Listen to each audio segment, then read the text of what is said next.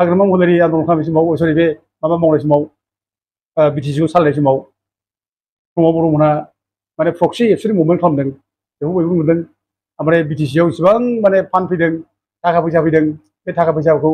बड'लेण्ड रायजोनि नामाव बिसोर माने पार्सेन्ट दाइरेक्ट खांदों जेसेबां थाखा फैदों बिनि 10% फैसाखौ खमैनो मिनिमाम 10% फैसाखौ प्रमद बर'आ खांदों। हेल' लोगोफोर फैलाय बे मोनसे भिडिअ लानानै नोंथांमोन गेजेरावहा स' दिनै जोंनि बिटिआर रेकर्डखौ लानानै बा इउपिपिएल डिपिएफ खामानि मावनाय माविखौ लानानै दिनै गोबां दावराव जायो आरोना सोर बेसेबां मावदों मावाखै थ' बिनि सायावनो दावराव देख्रेब सार बिथाङा माखासे बाथ्रा खुगा बेखेवदों नोंथांमोना नायलांदो आरोना भिडिअखौ बेवहाय गोबां बाथ्रा नोंथांमोना मिथिनो मोनगोन आरो प्रमद बर'आ गोदो बड'लेण्ड सोमावसारनायाव माबादिमोन आरो दा माबादि आरो बड'लेण्ड सोमावसारनाय समाव माबादि दिल्लीयाव थांनानै सोमावसारहैनो हायोमोन सोरनि थाखा फैसादों आरो बिटिआर रेकर्डआव मा गोहो दङ बिटिसिआव मा गोहो दङ रेकर्डआव बे मोननै रेकर्डनि गेजेराव बबे साबसिन रेकर्डआ नोंथांमोना जास्ट खालामनानै नायदो आरोना भिडिअखौ नायलांदो बिदिब्ला दावराव देख्रेब सारा मा बुंदों दिनैनि दिनाव बेखौथ' बुंबाय थायो प्रमद बर'आ आरो बिनि जानाखि पार्टिनि मानसिफोर बुंबाय थायो हाग्रामा महिलारिया 17 बोसोराव जेबो मावाखै बे बाथ्राखौ दा बे बुंनाय रावा बेयो मोनसे राजनितिक बे मालायखौ दाय होनानै गावखौ मोजां मोनसे पजिसनाव लाबोनो थाखाय बुंनाय बे राजनितिक भाषा बियो बे दा बेफोरजों हयथ' सैथोखौ दाबायनोबो हायो मोजां जुदि माबायोब्ला ओमफ्राय नंखायखौबो इस्टाब्लिस खालामनो हायो खिन्थु नों जुदि मोजाङै जुदि बुंनो हायाब्ला नोङो बाराद्राय नंखाय खोथा बुङोब्ला नोंनो हारसिं गावनो डाउन जाफिनखायो पार्टिनि इमेजआ बेफोरावनो गाज्रि जायो आरो जुदि पार्टिया दावगानांगौब्ला बेफोरजोंबो दावगायो दा प्रमद बर'आ जे 17 बोसोराव हाग्रामाखौ जेबो मावाखै होनना बुंबाय बे बाथ्रानि सायाव रायजो राजाबो जथेस्थ' अबजारभेसन दङ स्टाडि खालामदों नुदों बुजिदों दा दिनै बेफोर नंखाय बाथ्राखौ दिनै प्रमद बर'आ इस्टाब्लिस खालामनानै गावखौ बिराद जाथि सेबक जाथिनि थाखाय मावदों होननानै दिन्थिनो नागिरदोंमोन हाग्रामा महिलारिखौ दाबायनो नागिरदोंमोन खिन्थु दिनै फैयै फैयै दिनै मा जाखो बे गुमैनां जाफैबाय आरोखि नंखाय प्रमान होबाय दा ओरैनो एसे सिगांनि बाथ्राखौ जोङो मख'नो हायो बे 17 बोसोराव मा मावदों मा मावाखै बेखौ बुंनायनि एसे सिगां जों माने बुंनो हायो बाथ्राखौ जे बिटिसि सृष्टि जानायनि एसे सिगां बे हाग्रामा महिलारि आरो बिसोरनि ग्रुपआ बे जि संग्राम खालामदोंमोन थै-थां जिउ दाननानै अस्त्र दैनानै आन्दलन खालामदोंमोन बेथ' हिस्ट्रिया बेखौ बयबो गनायगोन ना एक्सेप्ट खालामगोन ना आरो बिसोरनि बे थै-थां जिउ दाननानै जे अस्त्र दैनानै आन्दलन खालामबाय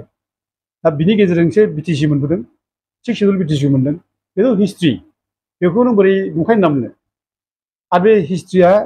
6 सिडुल मोननाय हिस्ट्रिया बर'नि थाखाय बिराद गिदिर बे माने गोसोआव लाथाव आरो बेखौ बर'आ जुगे जुगे बेखौ लिखित भाबै जारिमिन हिसाबै लिरना गालांगोन आरो बर'फोरल' नङा गुबुनफ्राबो लिरलांगोन बे बर' जाथिया मा मोनखो मा मोनाखै आन्दलना बोरै जादों बोरै जायाखै बेखौ लिरना गालांगोन गथिखे बेफोर हिस्ट्रि दा बे 6 सिडुल बिटिसि मोनबाय हाग्रामा महिलारिनि नाजानायावनो जादों बेथ' जों बाहायना बुंनाय बाथ्रा नङा बे हिस्ट्रियानो बुङो दा बे 6 सिडुल मोननायनि उनाव हाग्रामा महिलारिया नों फार्स्टआवनो नोङो माने बिटिसिनि टेरिटरिखौ नोङो उइदिन माने 6 मान्थ नोङो बे बिटिसिनि बाउन्डारिखौ थि खालामना लाबाय 6 मासनि गेजेरावनो आरो नोङो बिनि गेजेरावनो नोङो बे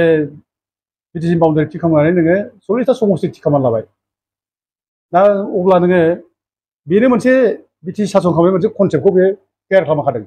दा डिस्ट्रिक्ट जाबाय क'क्राझार चिरां बाक्सा उदालगुरि डिस्ट्रिक्ट जाबाय दा बेजोंनो स्टार्ट जाबाय आरो बिनि उनाव इलेक्सन जाबाय दा बे हिसाबै बेफोर जिनिसा मावजेननायनि मोनसे नेरसोन आरोखि बेयो हाग्रामा महिलारि मावजेननायनि नेरसोन आरो दा बेनो जारिमिन बेयो दा बिनि उनाव नों फैबाय बिटिसि जानाय लोगो लोगो नोङो खामानि जेब्ला स्टार्ट जाबाय जोंनाव जेबो गैयामोन जों जेब्ला आन्दलन खालामजेनदों बड'फा उपेन्द्र ब्रह्मनि दैदेननायाव 1987आव बे समाव जोंहा दालां मोनसे गैया लामा मोनसे जेबो गैयामोन क'क्राझार डिस्ट्रिक्टनि साखाथि फाखाथिनि लामाखौ जों बुंनो हायो सिम्बोरगावसिम थांनाय लामानो गैया जोंहा तिनालिनिफ्राय सिम्बोरगावसिम थांनाय लामानो गैया दालाङा बायजोबनाय आरो बेजों एक्सट्रा थांनांगौ ओरै बन्दरगावसिम थांनांगौ सिम्बोरगावनिफ्राय बेबो लामानो गैया नै क'क्राझारनिफ्राय बन्दरगाव थांनाय लामा बेबो गैया ओरै देबरगावनिफ्राय माने सिम्बोरगाव थांनाय लामा अरां दालाङाव बेबो दालां मोनसेबो गैया इभेन जोंनि नैबे लामायानो बे क'क्राझार टु बे कारिगाव लामानो बै समाव गैयामोन आरोखि बे BSC फैबाय ओमफ्राय BTC फैनाय लोगो लोगो बेफोर जालांजोब्बाय आरो गोबां दालां थुलां जालांजोब्बाय बेफोर आरोखि दा बे हिसाबै मावद्रायाखै होनना बुंनाया बेफोरखौ माने रायजो राजाफ्रा खोनासंनो बायो आरोखि हयथ' बुंमोन दहाय आरो लेंगुवेजै हाग्रामाया जिसिबां मावनांगौ मावाखै बायदिसिना नों दाय होयोब्ला नोंहा दाय होनायनिबो नोंहा अधिकार दंमोन खिन्थु मावद्रायाखै होननाय लोगो लोगो रायजो राजाफ्रा बेफोर प्रति माने गाज्रि मोननाय भाब ओरैनो फैखादों आरोखि बे नंखाय बाथ्रा बुंनायदां मोनसे साननाय फैखादों दा नों मावद्रायाखै बाराद्राय नों मावाखै होननाय लोगो लोगो कुइसन जायोना दा बे बड'लेण्ड इउनिभारसिटि बोरै जाखो सोर लाबोखो दा नों बे मेडिकेल कलेजआ सोर लाबोखो दा नों बे इन्जिनियारिं कलेजआ सोर लाबोखो बे CIT सोर लाबोखो दा Bineshwar Brahma engineering college cultural complex सोर लाबोखो दा बेफोरावथ' दिनै प्रमद बर'मोनहा प्रब्लेम खालामगासिनो दंना दा दिनै बेफोरखौ सोर बानायदोंलाय दा बेफोरखौ माने दोनखोमानो नागिरनानै नोङो नंथारै खोथा बुंनो नागिरब्ला रायजो राजा बेफोरखौ जुदि मिथिब्ला होमब्लालाय बे प्रमद बर'मानोथ' मिसा खोथा बुंखो बे कुइसन फैयोना दा दिनै दिल्ली बायदियाव नों मोननै गेस्ट हाउस लुबाय बेथ' मोनसे मावनायनि मोनसे नेरसोन ना केलकातायाव नोङो गेस्ट हाउस लुबाय सिलिगुरियाव गेस्ट हाउस लुबाय बेफोरथ' मावनाय बेंगालरावबो हा दङ लुगोन बेयावबो अब्ला बाराद्राय भाषा बुंनायनि थाखाय दिनै प्रमद बर'आ जे थगायसुला मिसा खोथा बुंग्रा गावसोर दिनै माने इस्टाब्लिस जाबाय आरोखि नंखाय खोथा बुंग्रा होननानै दिनै रायजो राजाफ्रा दिनै मिथिनो मोनबाय आरोखि दा नोङो हाग्रामा मोनहा जि मावदों दिनैथ' अनेक लामा सामा जालांदों जेबो गैयि समाव दा बेफोरखौ बाराद्राय अस्टिकार खालामनानै नङै खोथाखौ इस्टाब्लिस खालामनांगौब्ला गावबो गावनि पार्टियाबो दिनै कुइसन जायो आरोखि गावनि पार्टिया डाउन जायो बिनि इमेजआ नस्थ' जायो आरोखि नंखाय खोथाखौ नों हरदिन माने बुंनो नाङा आरोखि नों नंगौखौ बुंलां नों मा मावलांदों नंगौ बुं हाग्रामा मावलायनायखौ मा दाय मोनदों बुं नोङो खिन्थु बाराद्राय एखेबारे बुंलाबाय थाब्ला सोर मोजां मोननो दा बेफोर आरोखि दा दिनै हाग्रामा महिलारिया BTC 6 लाबोबाय बर' रावखौ 80 सोना होबाय ओमफ्राय बर' रावखौ अफिसियेल लेंगुवेजबो खालामबाय BTC ओमफ्राय हाग्रामानि समावनो बर' रावा BTC बाहेरायावबो माने एस'सियेट अफिसियेल लेंगुवेज जाबाय दा अब्ला एथ' गिदिर एचिभमेन्ट बेफोरो बे हिस्ट्रि बेखौ नों बोरै डिनाय खालामनानै जेबो मावाखै बोरै होनथानो नागिरबालाय बेथ' भुल ना दा दिनै नोंनावसो कुइसन जायो दिनै नों मा मावा बे 17 बोसोराव हाग्रामा महिलारि आन्दलन खालामनाय समाव नों 17 बोसोराव मा मावा दा दिनै बे उल्था रिभार्स जायो आरोखि कुइसन जायो दा जोंथ' नुदों बुंनो हायो बेखौ हाग्रामा महिलारि आन्दलन खालामनाय समाव सरि बे माबा मावनाय समाव BTCखौ सालायनाय समाव प्रमद बर'मोनहा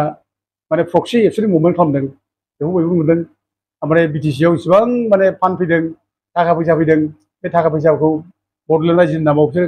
माने पार्सेन्ट दाइलि खांदों जेसेबां थाखा फैदों बिनि 10% फैसाखौ खमैनो मिनिमाम 10% फैसाखौ प्रमद बर'आ खांदों दा दिनै बिसोरो बे एबसु अफिसाव गिदिं गिदिं माने गारि घरा लायै लायै जादों बिसोरो दिल्लीयाव थांनाय रायजोनि नामाव थांदों स्टार हटेलाव थाहैदों माबे फैसाजों थांदों होनलायसैलाय बे हाग्रामा महिलारि लाबोनाय बे BTC डेभेलपमेन्टनि नामाव फान्ड फैनाय बेफोरखौ लानानैथ' नों थांदों करापसनाव सोर खालामाखै देलाय करापसनाथ' स्टार्ट खालामदों करापसना बेनोथ' थाखा फैसा खांनानै जानाय बेथ' करापसन दा नों इसिबां स्किमनिफ्राय जुदि नोङो 10% जुदि खाङोब्ला बे कय हाजार कौटि जों मोनगोन दिनैसिम बे हाग्रामा महिलारि 17 बोसोर सालायनाय समाव कय हाजार कौटि थाखा BTCआ फैदोंमोन बिनि